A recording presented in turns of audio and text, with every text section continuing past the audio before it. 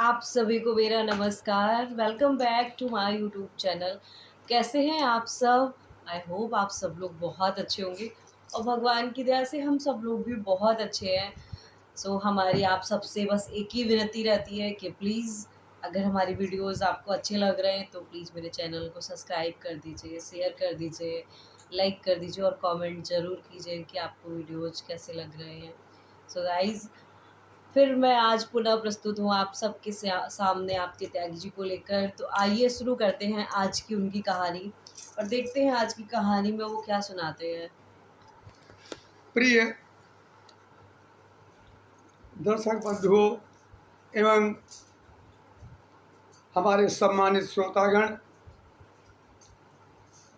भाइयों, मैं आपको नित्य ही अपने एक जीवन का सत्य प्रसंग जो हमारी 78 साल की उम्र में घटा है आपको सुनाता हूँ। आज भी मैं कुर्सत ऐसे छोटे गांव को नगर पंचायत का दर्जा दिलाने के लिए जितने हमने प्रयत्न किए हैं उनके बारे में आपको बताने जा रहा हूँ। दृढ़ता और कठिन परिश्रम से लक्ष्य मिल जाता है, लक्ष्य को पा लेते हैं लोग। हमने भी इस लक्ष्य को पाने के लिए घनघोर परिश्रम किया है और वही कथा हम आपको सुनाने जा रहे हैं। मैंने पिछले अंक में ये बताया था आपको सबको कि दिलेराम लेखपाल और खुर्द के लेखपाल, दोनों लेखपालों ने मिलकर के और इसका एरिया बनाया और कानून को और तहसीलदार साहब से उसको सत्यापित कराया और उसे हमको दे दिया और उसे ले जा कर के मैंने जिला अधिकारी महोदय श्री हरिमोहन सिंह जी को पुनः प्रदान किया जा कर के था। साथियों, जब मैं इस लिफाफे को लेकर के पहुंचा और एक लिफाफा जो उन्होंने दिया था पहले उनको, वो भी साथ में लिफाफा था, क्योंकि उनका आदेश था कि जो मैं आप किसी को पत्र भेजूं वो लिफाफा भी साथ में आए। तो दोनों लिफाफा साथ साथ में थे। वो हमको ऑफिस में तो नहीं मिले, लेकिन वो हमको आवास पर मिल गए। हमने उनको लिफाफा दिया, उन्होंने देखा कार्रवाई को और मुस्कुरा गए। कहने लगे, ठीक है त्यागी जी, नया पत्र मैं फिर तुमको लिखे देता हूँ। ये पत्र लेकर के आप वीडियो माधवगंज के पास जाए। उन्होंने पत्र लिखा और मैं तो आप जानते ही हो, मैंने तो त्यागी होकर के इस समय चपरासी का पद ग्रहण कर लिया था, या यूँ कहिए कि मैं एक रनर था। तो उन्होंने पत्र लिखा बीडीओ साहब को, पर्सनल पत्र, और पत्र लिख करके हमको दे दिया। और उसके बाद मैं फिर बस पर बैठा और बस पर बैठ करके मैं माधवगंज के बीडीओ साहब को मिलने के लिए चल दिया। पत्र लेकर के मैं बीडीओ साहब को चला। बस करीब करीब 5 बजे करीब माधवगंज पहुंच गई और बीडीओ साहब के मैं कार्यालय पहुंच गया। वो कार्यालय बंद ही होने को था, लेकिन बीडीओ साहब को मिल गए। बीडीओ साहब को हमने पत्र दिया तो उन्होंने देखा कि जिलाधिकारी हरदोई का पत्र है और उसके ऊपर अति आवश्यक लिखा हुआ है। उन्होंने पत्र को विधिवत पढ़ा और पढ़ने के बाद बोले कि भाई ऐसा है त्यागी जी, ये कार्य तो कल ही हो पाएगा, क्योंकि हमारे जो सेक्रेटरी हैं महावीर प्रसाद, वो इतनी रात को यहाँ कैसे आएंगे। सवेरे हमें आपके गांव को महावीर प्रसाद को भेजूंगा और वो आपका जो इसमें चीज़ें मांगी गई हैं उसका अंकन करेंगे और फिर हमारे पास लाएंगे तो उसको मैं सत्यापित करके आपको दे दूंगा। सुबह हुई करीब 8-9 बजे। हाँ, अभी सुबह क्या हुई, अभी तो मैं मधुबईगंज में हूँ। माधवगंज से मैं अपने घर को चलने के लिए स्टेशन आ गया और उस दिन हमको गाड़ी मिल गई। गाड़ी पर बैठ करके मैं घर को आ गया और आने के बाद अपनी माँ को मिला और उन्होंने खाना वाना अपना खाया, हमको भी चुल्लू में दूध पिला दिया और दूध पिलाने के बाद में मैं रात को सो गया। सुबह हुई, मैंने स्नान ध्यान सब कुछ किया, लगभग 8 बजे होंगे और महावीर प्रसाद जी जो यहाँ के सेक्रेटरी थे वो आ गए और एक सेक्रेटरी खुद के भी थे, उनको भी साथ में लाए। उन्होंने कहा भाई अब प्रस्ताव बनना है त्यागी जी, प्रस्ताव जो है आप तैयार करवाइए, देखिए प्रधान देते हैं प्रस्ताव कि नहीं। हमने कहा पहले आप चलिए ग्राम सभा कुशल खुर्द के प्रधान रामेश्वर प्रसाद जी के पास, देखो वो पहले देते हैं प्रस्ताव नहीं देते। खैर उन्होंने बताया कि इस गांव का उद्धार होने जा रहा है, शहर का रूप ये धारण कर लेगा आपके प्रस्ताव से।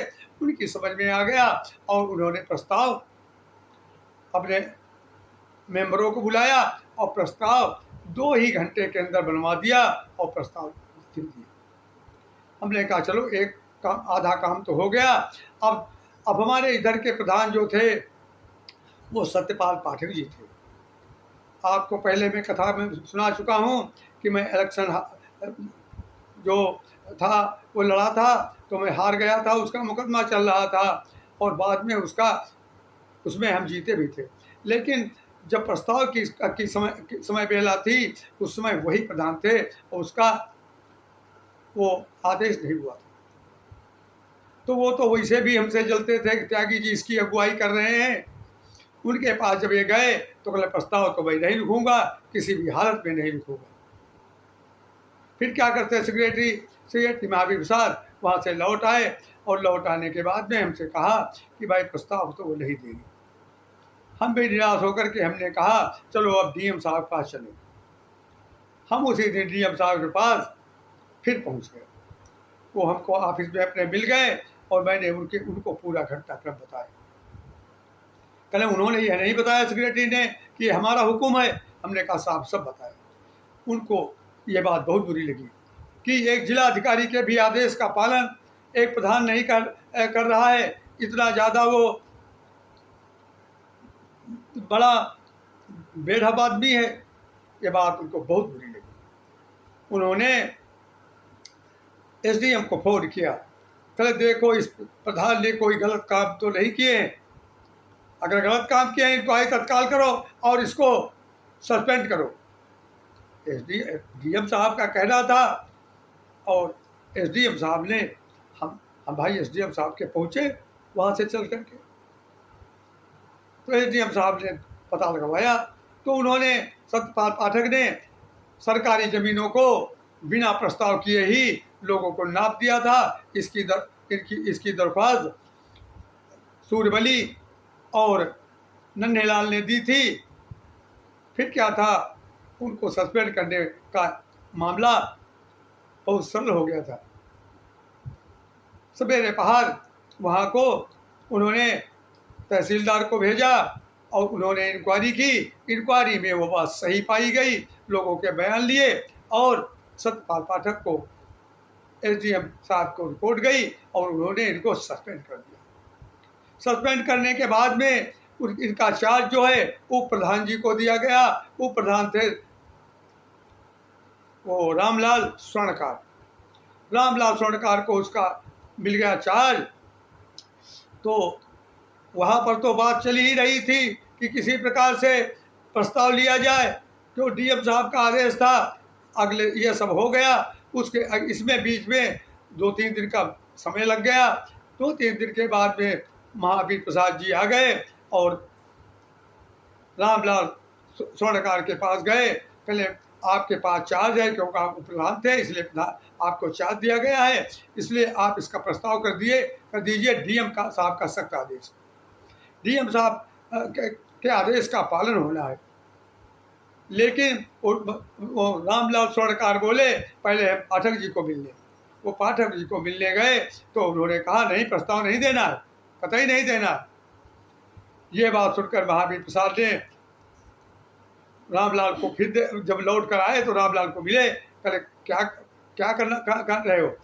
कहे कर क्या रहे हैं? पाठक जी कहते हैं प्रस्ताव नहीं देना है।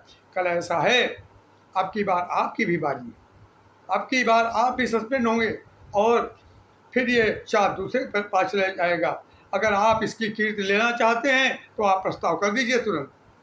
खैर उनके समझ में आ गया और प्राइमरी पाठशाला के पास एक नीम का पेड़ खड़ा है, जगन्नाथ का घर है, उसी के सामने नीम के पेड़ के नीचे बिछौना बिछाया गया और सब उनको मेंबरों को सूचना दी गई तत्काल और सब मेंबर वहाँ पर आए और ग्राम सभा से टाउन एरिया बनाने के लिए प्रस्ताव बहुमत से पारित हो गया। अब दूसरा भी प्रस्ताव हमारे पास आ गया था। उस प्रस्ताव को लेकर के अब ये प्रस्ताव भी उनके पास था ही। दोनों प्रस्ताव इकट्ठा करके एडीएम पंचायत के दस्तखत हुए और फिर वीडियो साहब ने उसको सत्यापित कर दिया। प्रस्ताव लेकर के मैं डीएम साहब के पास पहुंचा। डीएम साहब ने कहा, त्यागी जी क्या प्रस्ताव हो गए दोनों? हमने कहा हाँ साहब हो गए। बड़े खुश हुए और प्रस्ताव को उन्होंने ले लिया। कहने लगे भाई अब अगली चिट्ठी आपको लिखे देते हैं।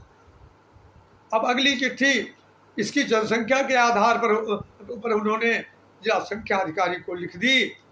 अब समय बहुत हो गया है, कहानी आगे की अब आगे अगले दिन आपको सुनाएंगे, क्योंकि बहुत बड़ा जब हो जाता है वीडियो तो उसको लोग फिर सुनते नहीं हैं। इसलिए मैं जिला संख्या अधिकारी के यहाँ का की कार्यवाही मैं आपको कल सुनाऊंगा। तब तक के लिए आप हमें आज्ञा दें।